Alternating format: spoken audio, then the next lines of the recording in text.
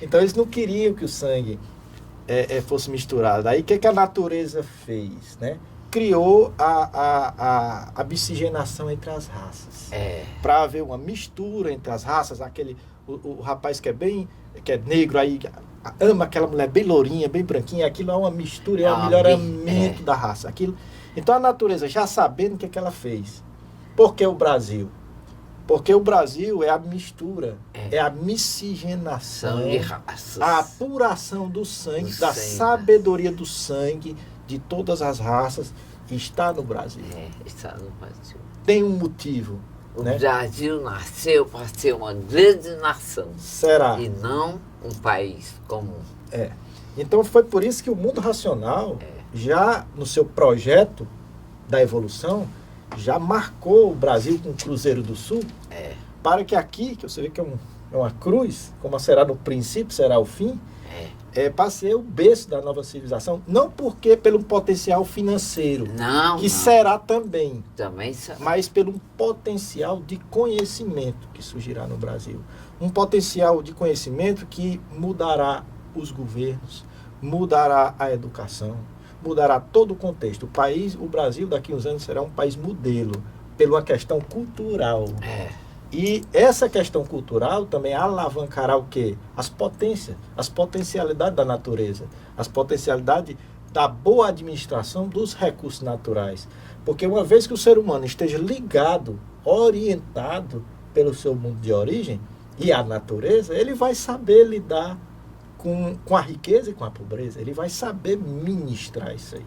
É diferente de hoje, que o pensamento e a imaginação não tem uma visão universal. Não. Então, por isso que, por mais que os governantes eles tentem consertar, tenham boas intenções, eles não conseguem. Porque o pensamento não consegue ter uma visão global e, além disso, ele divide, ele separa. Em facções. E nós mesmos vivemos separados. Cada um pensa de um jeito diferente, né? E uma vez o filósofo disse, rapaz, mas todo mundo pensando igual, como será isso? Não é pensando igual. É pensando dentro de uma organização de um bem universal. Outra coisa. É outra coisa, não existe, é o certo a fazer. Então, no raciocínio, nessa glândula pineal, onde está instalada a minha origem e de toda a humanidade, que está sendo desperta pela essa energia, por essa nova luz que está chegando aí, vai dar essa condição, ou seja, esse senso orientador, para que o ser humano possa, nesse novo milênio, que nós estamos completando o centenário, ou seja, nós temos 13 anos aí de grandes mudanças. Só Deus sabe, né? O que vai acontecer nesses 13 anos. Mas lhe digo que é um caos para estabelecer uma ordem maior. Aí, nós estamos vendo que o sistema que está em corrupção, ele está se desfazendo, ele não está conseguindo mais mesclar muita coisa. As guerras, elas estão com rumores, mas elas não conseguem ter uma estabilidade, porque existe uma coisa aí sob controle, como você falou, o homem não se fez. Nós temos assinado no nosso DNA o nome do Criador. Então não é porque meio mundo de gente achou de fazer guerra e vai destruir algo que isso vai acontecer. Então o mundo hoje, depois do nascimento desse conhecimento, não está mais por conta dos homens. Por até então, os homens estavam usando o livre-arbítrio, fazendo o que queria, mas de um certo tempo para cá, o mundo agora está sob uma regência superior, onde foi decretado que a humanidade vai evoluir. E que todas as estruturas que antes atrapalhavam a humanidade, distraindo ela dessa atenção superior, não terá mais sustentável e não terá mais força. Então nós estamos vendo aí uma transição, essa aceleração do tempo e essa mudança na consciência muito rápida. Muito rápido. Racional de lá. Então esse ano nós estamos em 2022, agora em 4 de outubro, completou 87 anos. Então tem 13 anos de mudanças rápidas. Nesses 13 anos, Amélia, nós vamos ver acontecer tudo que está nos livros. Sem erros. E aí é onde as pessoas vão entender que esse conhecimento não é uma filosofia, não é uma religião, não é uma seita. Nem veio para para polêmica. Nem veio para polêmica, ela veio para orientar, para instruir, para dar um bom equilíbrio no meio dessa confusão que ainda existe no mundo. Mas o objetivo desse conhecimento é religar o ser humano à sua condição original. Esse é o verdadeiro objetivo. E o mais importante também é saber dizer que ele diz: todos voltarão mais cedo, outros mais tarde. Sim. Mas todos voltarão à sua origem. Por isso é que o tempo é grande, né? Foi um grande tempo, porque a gente saiu de casa há muitos bilhões de anos. Então, olha bem, se a fonte é Deus, vamos criar um parâmetro, né? Se todo mundo era uma civilização pura, limpa, perfeita e eterna, e hoje é tudo e nós, de alguma forma, caímos dentro de uma involução, onde existe aí a evolução? Se o nosso destino é voltar para a origem. Então, na verdade, não existe uma evolução. Não existe uma pessoa aqui evoluindo. Existe uma evolução dentro da ótica da ciência, porque ela não tem ideia dessa queda que houve. Mas sobre a ótica universal, o que vai acontecer é o retorno de toda a vibração material para a sua vibração celestial. Porque só existe, em todo o contexto universal, só existe a fonte, a origem, só existe Deus. Se alguma coisa existe aqui, é porque veio de lá e um dia vai ter que voltar. Então essa é a lógica universal. Agora, dentro do contexto aqui espiritual e dentro do contexto material, estamos evoluindo. A gente era selvagem, agora é civilizado e estamos avançando. Mas isso é uma ilusão de evolução. É uma, vamos dizer assim, uma dinamização do esquecimento. É como falar sobre... nós somos resquícios de civilizações passadas. Né? Exatamente. Existiam muitas civilizações, muitas. Né? Aqui na Terra já foi várias. Aqui na Terra, imagine antes. Imagine antes. E deixou, cada uma delas, deixou registro de que elas existiram. Quem pode negar a existência? E muitas até com conhecimento muito superior. Superior ao nosso. A essa. Você vê por algumas construções que as pedras, não existe máquina hoje que a ciência consiga arrastar. É uma pedra imensa que hoje nós não temos máquinas para... É como as pirâmides, né? Então existe muito mistério aí. E uma coisa que a humanidade vai receber de primeira mão das forças superiores é a história da Terra. Está tudo guardado, tudo registrado nos discos solares. E muito em breve, toda essa estrutura vai ser disponibilizada para a humanidade, porque ela vai adquirir essa capacidade de ver, ela vai adquirir uma outra visão, que não é essa eletromagnética, ela vai ter acesso a essas faculdades de Deus. Eu chamo faculdade de Deus, que é onde a humanidade vai aprender de uma forma diferente. Por isso é que diz, leia e releia, né? Leia e releia, o segredo é aí. Hoje em dia, uma vez o cara me questionou como foi escrito a metodologia do livro, né? Eu disse, rapaz, o livro Universo Desencanto, ele foi escrito por uma metodologia completamente diferente da convencional, porque existem várias formas de a pessoa escrever um livro.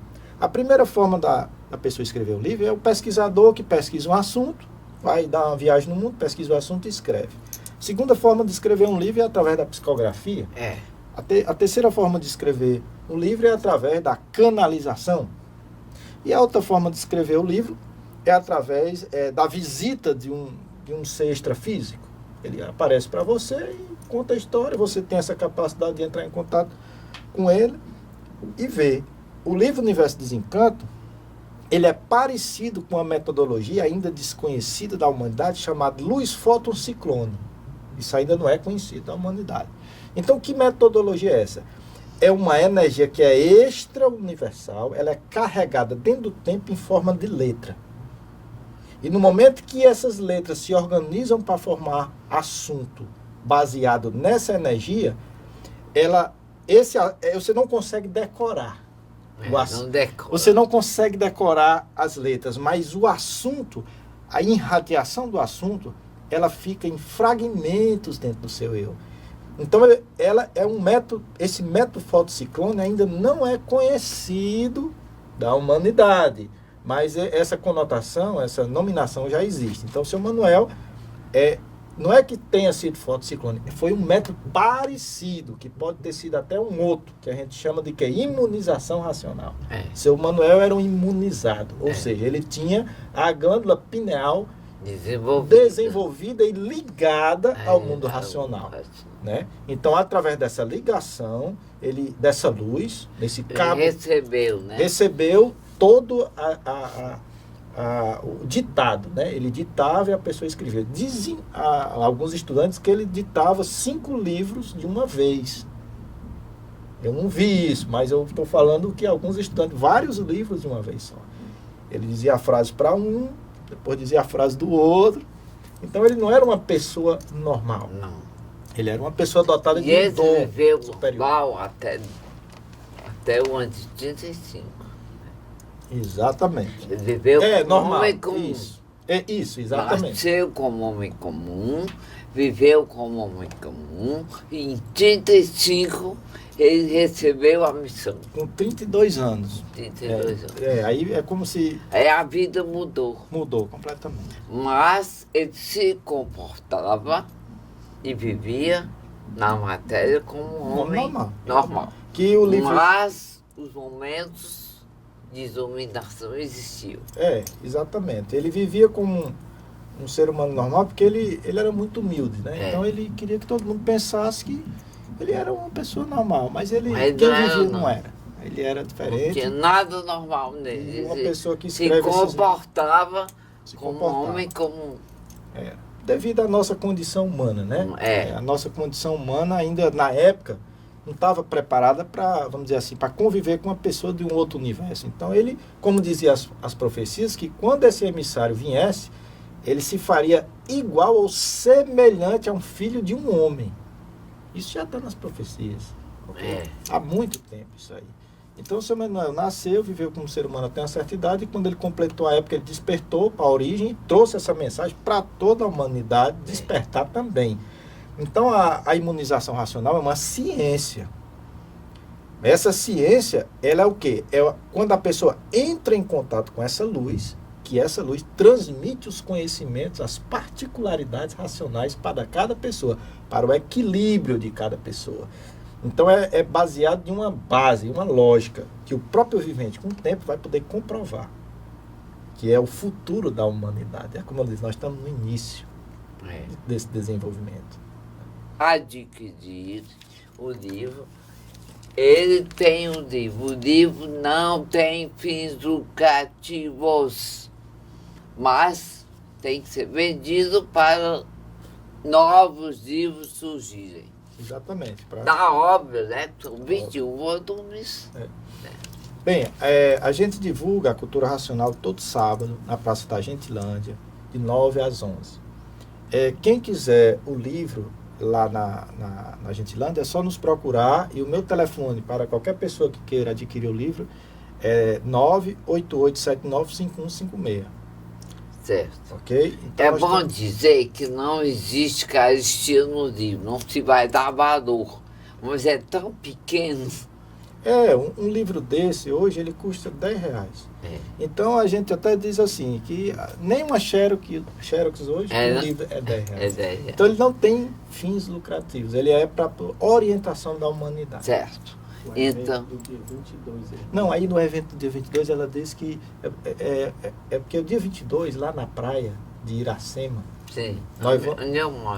nós vamos divulgar lá, todos os estudantes vão para lá e a gente vai doar para os interessados cerca de 100 ou 200 livros. Certo. Então nós estamos nesse nível, viu, Amélia? Então para brincadeira não, nós temos que botar o conhecimento na mão. E o livro ele anda, se o cara não quiser, ele vai para a mão de quem quer. Dê a um que queira. Exatamente. Certo? Porque dar por dar não adianta. Não adianta, é a pessoa que solicita. Pessoa que solicita, e eles vão ter esse movimento em prol do conhecimento. Mas quem quiser adquiri-lo, tem o telefone do Pronto, é só me procurar, eu estou disponível aí para ajudar o que for necessário dentro da fase racional aí. É muito importante. E leiam e releiam.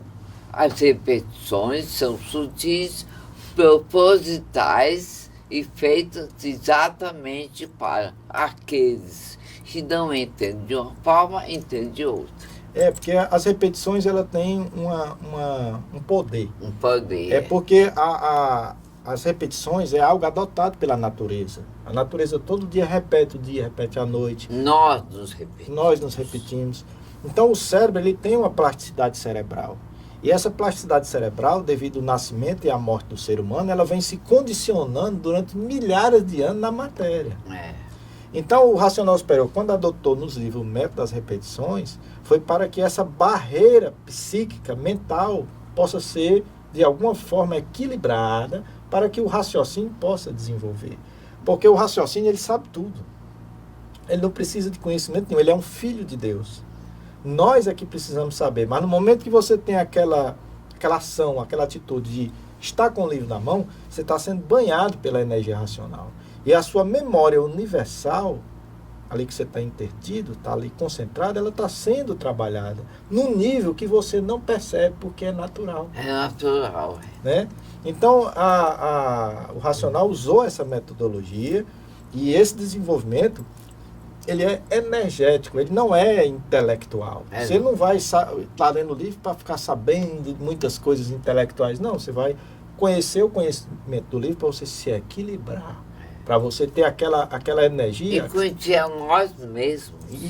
A gente muda sem querer. Sem querer. Muda. Só experimentar. Quem quiser só experimentar. Quando eu comecei, eu era uma. Hoje eu sou outra. Muda mesmo. Em tudo. E tem mais uma coisa. Conhecimento racional não escraviza ninguém. Não é liberta. Liberta. De nós mesmos.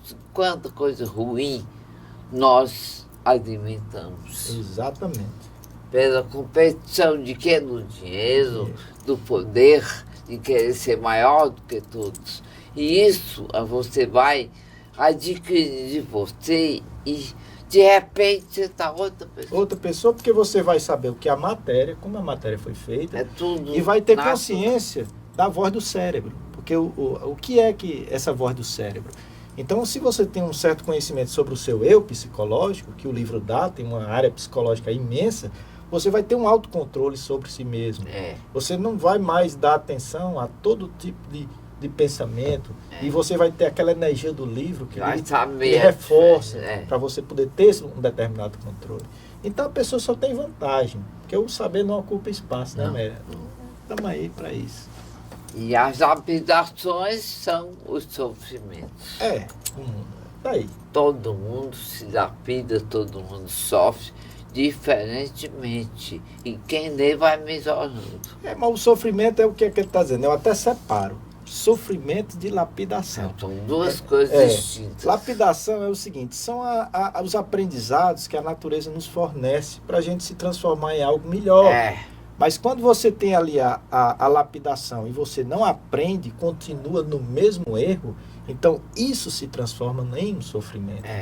Então não seria bom a humanidade sofrer. Não. A lapidação é para todos. Todos os reinos lapidam. Vegetal, animal, mineral, hominal, tudo lapida. Todos lapidam. Mas a lapidação ela tem uma razão de ser, porque nós estamos fora da nossa origem. E ela existe para quê? Para nos conduzir de volta à origem. E o sofrimento é uma consequência. É uma consequência daquilo que eu não aprendo de um bons modos. Aprendo, eu erro, continuo errando. E sabendo, e aí aquela lapidação se transforma no sofrimento, que não faz graça para ninguém rir, né? Pois é isso. Bem, eu fico felicíssima de ter podido que vocês ouviram o Mário falando cientificamente e racionalmente sobre o poder da luz racional, do conhecimento. Porque eu converso de uma maneira popular, para que a pessoa saiba quais são os efeitos que recebemos de um estudo como esse. Você é livre, seu livre-arbítrio e livre espontaneidade em nenhum minuto o racional tira de você. É exatamente por isso que nós pedimos. Quem tiver interesse de ler o livro, aqui nós temos uma doação. Pergunto aí, o telefone, a máquina vem buscar. Foram 2 livros que eu trouxe para o que o Mário doou para o programa, tá certo? Bem, você é livre, estuda se quiser. Um dia, mais cedo ou mais tarde, a mudança virá, queiram ou não queiram. Tudo muda.